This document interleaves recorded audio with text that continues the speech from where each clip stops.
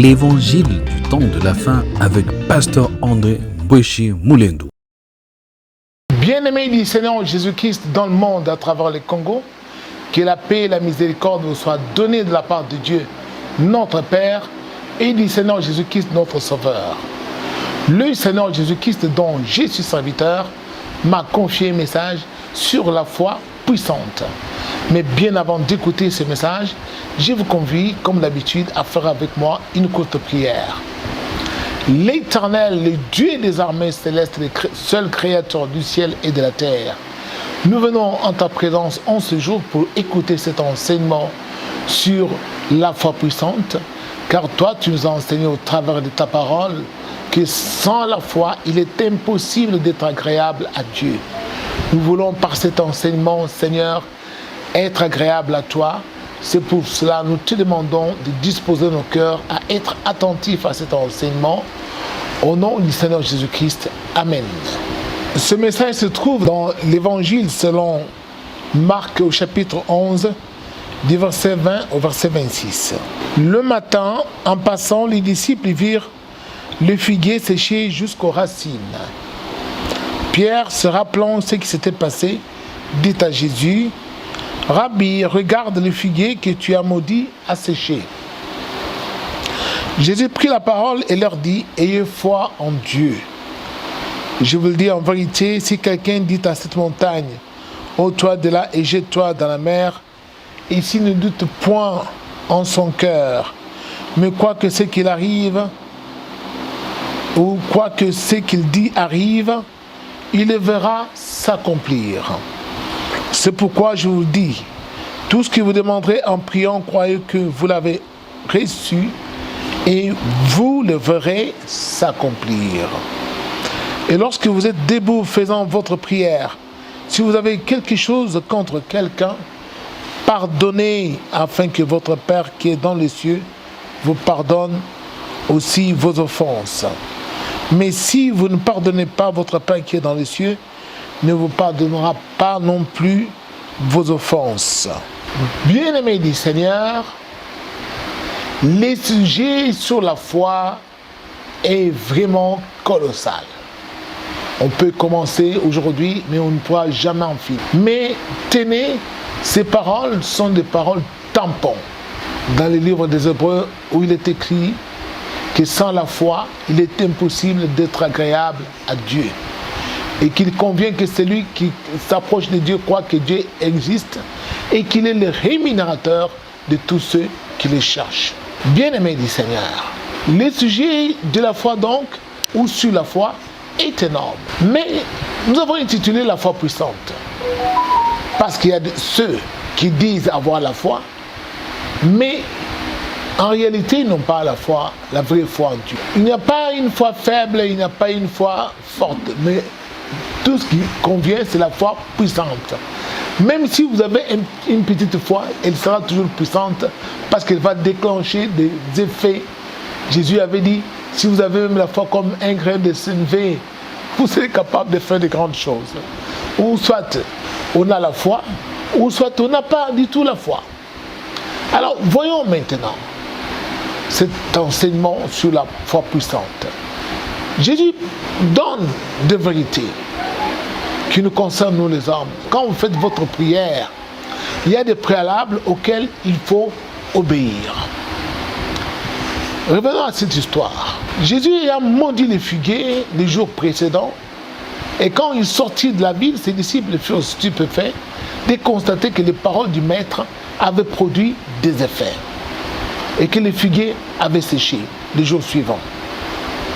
Et c'est alors que le Seigneur s'est mis à les enseigner, en disant que si vous avez de la foi, et que si vous ne doutiez point dans votre cœur, vous seriez capable de dire à une telle montagne, ôte-toi de là, jette-toi dans la mer, et la montagne vous obéirait.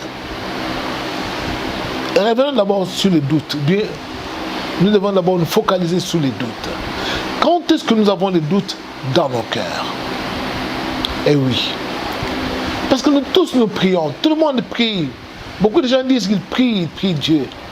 Mais est-ce qu'ils prient-ils ou ils adressent-ils des prières à Dieu sans avoir le doute dans le cœur? D'où vient le doute dans le cœur? Et qui est l'insinuateur de doute dans nos cœurs? Parce que c'est là où on a la foi, ou on n'a pas la foi du tout. Qu'est-ce qui se passe? Dieu qui nous a créés, il contrôle chaque pensée de notre cœur. Quand nous nous approchons de lui, pour nous adresser à lui dans notre prière, nous devons savoir que Dieu va regarder les pensées qui sont dans notre cœur. Si ces pensées-là, qui sont des paroles silencieuses dans le cœur, seront les mêmes qui vont sortir par notre bouche. Parce que très souvent, c'est quoi? Nous adressons à Dieu une prière, mais au fond de notre cœur, nous avons une autre pensée. Soit cette pensée-là nous juge ou nous condamne. Et c'est alors qu'un doute germe dans notre cœur pendant que nous prions. Je vais m'expliquer. Vous vous tenez quelque part pour adresser des prières à Dieu. Mais soudain, pendant que vous êtes là en train d'invoquer le nom de Dieu, vous sentez en vous une interrogation. Est-ce que Dieu va-t-il me satisfaire à ma demande?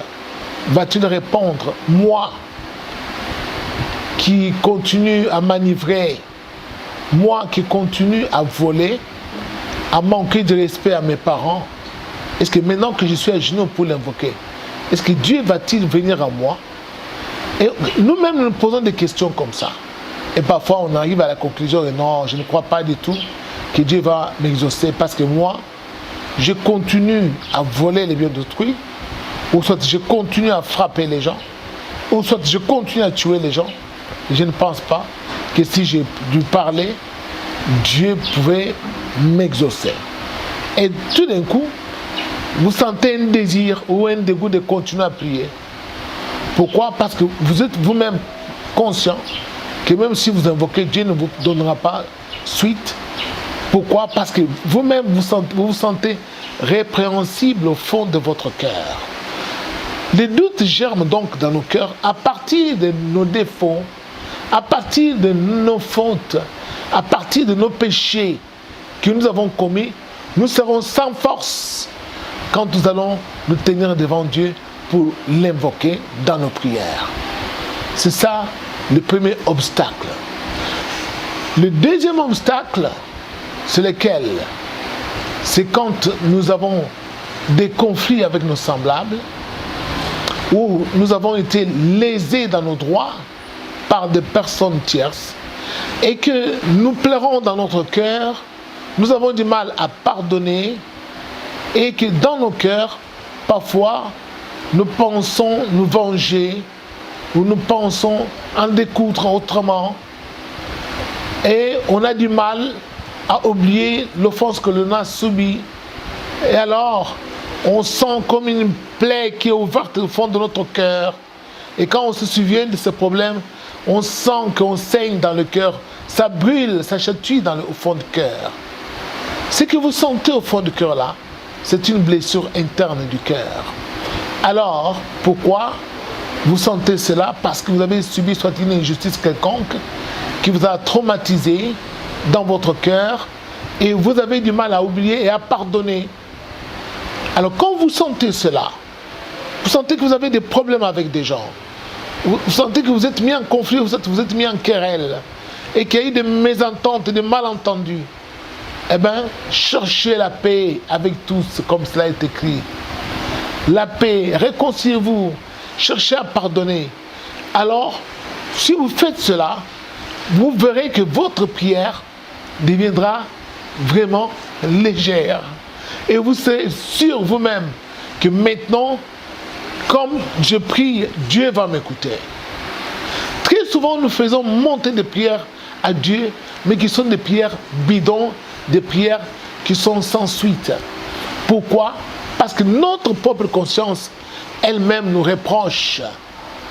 La Bible nous enseigne que si notre conscience nous reproche, donc nous enseigne pas l'apôtre Jean, que si notre conscience nous reproche, ou notre cœur nous condamne, mais Dieu est plus grand que notre cœur, parce qu'il voit tout. Parce que Dieu, souvenez-vous, Dieu c'est lui qui nous a créés.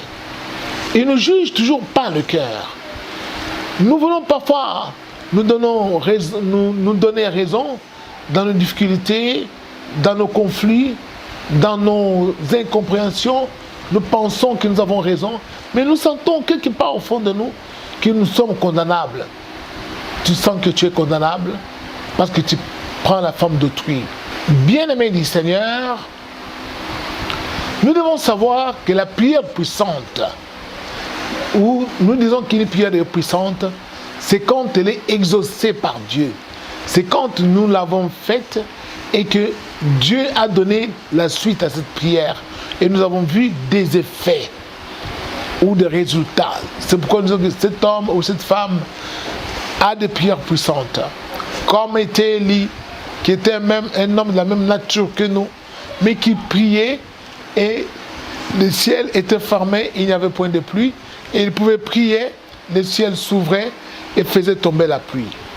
Alors nous devons savoir que quand on veut avoir des prières puissantes, il faut que ces prières soient exaucées par Dieu.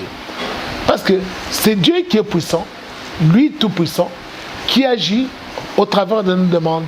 C'est pourquoi nous disons que nous avons des prières puissantes. Mais quand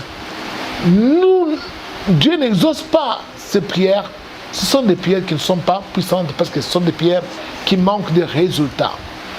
Alors, pour qu'une prière soit puissante, il faut qu'elle soit faite par une personne qui a le cœur pur. Voici le secret. Donc il ne faut pas que dans votre cœur, vous soyez répréhensible ou vous ayez des reproches devant Dieu. La Bible dit, tout est pur pour ceux qui sont purs, mais rien n'est pur pour ceux qui sont impurs. Alors David dit, dans ma détresse, j'ai crié à l'Éternel, il m'a secouru, parce qu'il a vu que j'étais pur. Alors, bien-aimés du Seigneur, si nous voulons que Dieu exauce nos prières, que nous soyons des hommes et des femmes aux prières puissantes, nous devons avoir des cœurs purs. Un cœur pur, c'est un cœur qui obéit à la parole de Dieu, qui garde dans la parole de Dieu au fond de lui-même et qui marche dans cette parole. Alors, quand on garde la parole de Dieu au fond de nos cœurs pour obéir à la parole de Dieu, nous sommes totalement purifiés. Et c'est ainsi que quand nous adressons nos prières à Dieu, et Dieu va nous exaucer tout simplement parce que nous avons la pureté du cœur. C'est pourquoi il est écrit, heureux ceux qui ont le cœur pur, car ils verront Dieu. Bien-aimés du Seigneur, le Seigneur envoie cet enseignement en ce jour pour que nous puissions avoir des résultats dans nos prières. Parce que beaucoup de gens ont l'impression que Dieu n'agit plus. Alors, qu'est-ce qu'ils ont fait? Ils ont abandonné la vie de prière pour se tourner vers les faux prophètes, pour se tourner vers d'autres personnes, en leur demandant de prier pour eux, ou soit à la place, on leur donne de l'eau à boire, on leur donne, je ne sais pas, des mouchoirs, allez mettre dans votre maison, cela va vous protéger, allez boire cette eau, vous aurez la solution, achetez cette huile, vous allez utiliser et Dieu sera avec vous. Rien ne peut remplacer la prière, parce que Dieu est vivant. Dieu est vivant. Il faut que nous y adressions aussi des prières étant vivants. Et nous, si nous sommes des vivants, Dieu agira. Pourquoi? Parce que nous avons des cœurs purs en nous et que nous n'avons pas quelque chose à nous reprocher quand nous approchons de lui. Mais tous ceux qui sentent un poids, lorsqu'ils s'approchent de Dieu, ils sentent un poids au fond de leur cœur. Ils sentent des hésitations.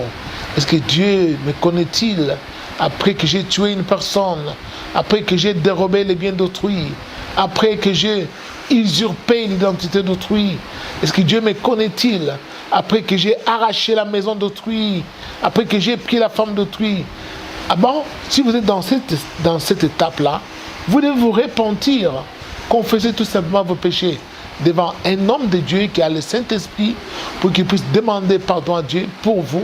Et ensuite, revenez, vaquer à la prière, vous-même entrez dans la maison, invoquez le nom de Dieu et vous verrez comment Dieu se manifeste parce qu'il est l'Éternel des armées, le Dieu vivant, Et il se manifeste quand on l'invoque. Et il a dit, vous me chercherez et vous me trouverez.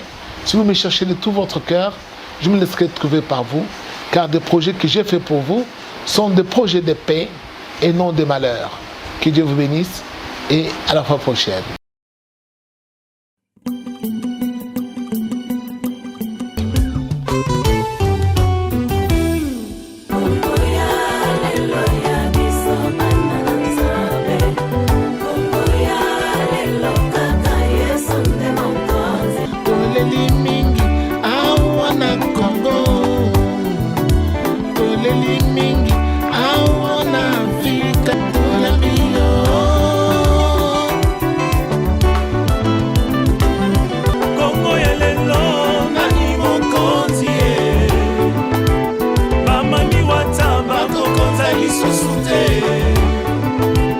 Bato soloka bakokonza lisusu te.